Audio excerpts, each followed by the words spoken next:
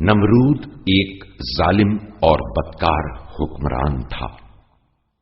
جب اس نے دیکھا کہ لوگ اتنے جاہل اور نادان ہیں کہ انہوں نے بے جان بتوں کو بھی اپنا خدا مان لیا ہے اور ان کے سامنے سجدہ کر رہے ہیں، تو وہ اپنے آپ کو سب سے بڑا خدا سمجھنے لگا اور لوگوں کو اپنی عبادت کا حکم دینے لگا۔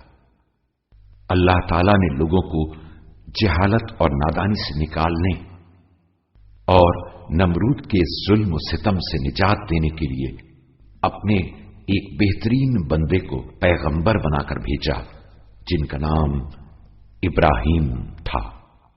حضرت ابراہیم علیہ السلام کو ایک بہت بڑا کام انجام دینا تھا، اس لیے انہوں نے اپنے ایمان کو کامل کرنے اور اطمینان قلب کے لیے اللہ سے سوال کیا کہ میں اپنی آنکھوں سے دیکھنا چاہتا ہوں کہ مردے کس طرح زندہ ہوں گے۔ خدا نے آپ کی اس خواہش کو قبول کر لیا اور کہا کہ آپ 4 پرندوں کو ذبح کریں اور ان کے گوشت کے ٹکڑے کر کے انہیں آپس میں ملا دیں اور پھر انہیں 4 حصوں میں تقسیم کر کے ہر حصے کو الگ پہاڑ کے اوپر رکھ دیں اور اس کے بعد ایک ایک پرندے کو آواز دیں۔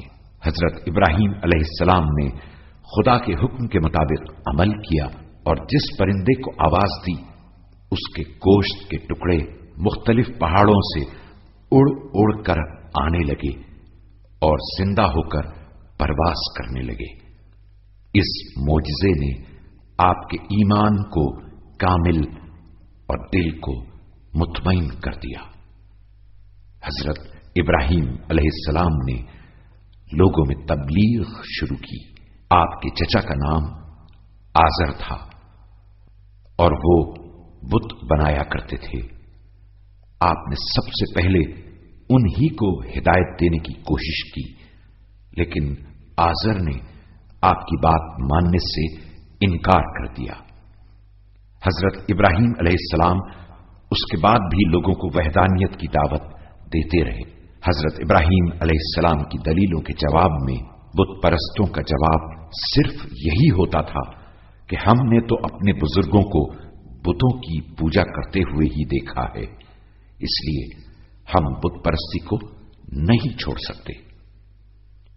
ان کی یہ بودھی دلیلیں سن کر حضرت ابراہیم علیہ السلام سمجھ گئے کہ جہالت نے ان لوگوں کی عقلوں پر پردہ ڈال دیا ہے اور وہ سوچنے سمجھنے کی صلاحیت سے محروم ہو گئے ہیں، لہذا آپ نے ان کو راہ ہدایت دکھانے کے لیے ایک دوسرا راستہ اختیار کیا۔ چنانچہ ایک دن جب شہر کے تمام لوگ جشن میں شرکت کرنے کے لیے شہر سے باہر گئے ہوئے تھے تو حضرت ابراہیم علیہ السلام بت خانے میں چلے گئے۔ آپ نے دیکھا کہ وہاں بتوں کے لیے بہت سے پھل اور کھانا رکھا ہوا ہے۔ آپ نے پہلے تو بتوں سے کہا کہ کچھ کھاتے کیوں نہیں ہو، کچھ بولتے کیوں نہیں ہو۔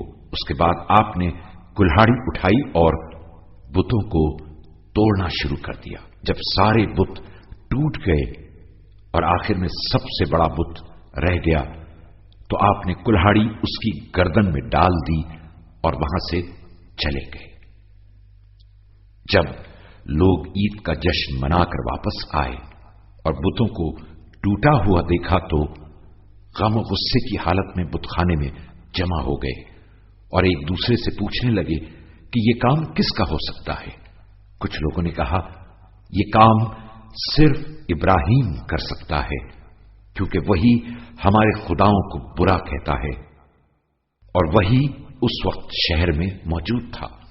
لہذا حضرت ابراہیم علیہ السلام کو لایا گیا اور ان سے پوچھا گیا کہ کیا تو نے ہمارے خداؤں کے ساتھ یہ سلوک کیا ہے؟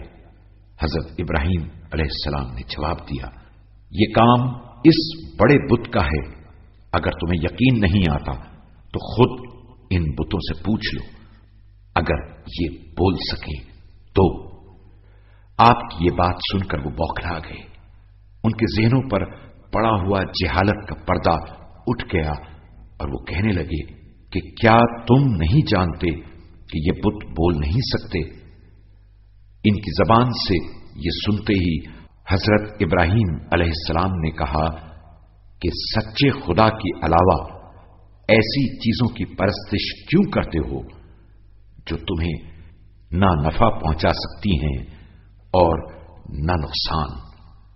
نمرود نے جب یہ دیکھا تو اسے بھی اپنی خدائی خطرے میں محسوس ہونے لگی، کیونکہ اب لوگوں نے سوچنا شروع کر دیا تھا۔ اس لیے اس نے حضرت ابراہیم علیہ السلام کو قتل کرنے کا منصوبہ بنایا اور کہا کہ اس شخص کی سزا یہ ہے کہ اسے آگ میں جلا دیا جائے، اس لیے اپنے خداؤں کی مدد کرو اور ابراہیم کو دہکتی ہوئی آگ میں ڈال دو۔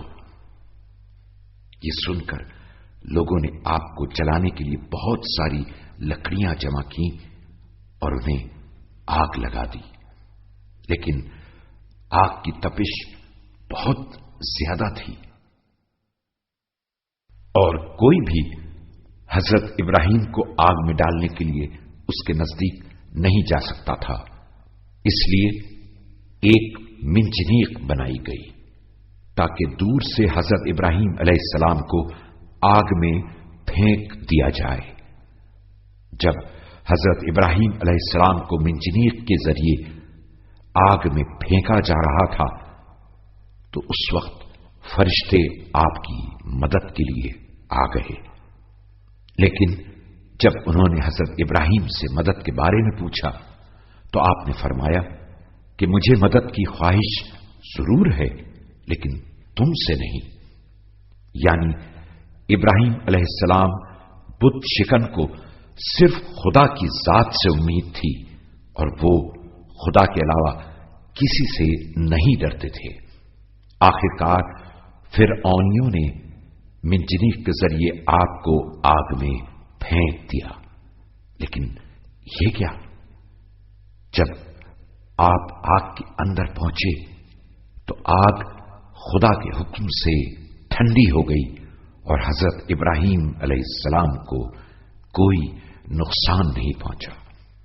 لوگوں نے دیکھا کہ آپ ایک باغ میں بیٹھے ہیں اور آپ کا دور دور تک کوئی نام و نشان بھی نہیں ہے۔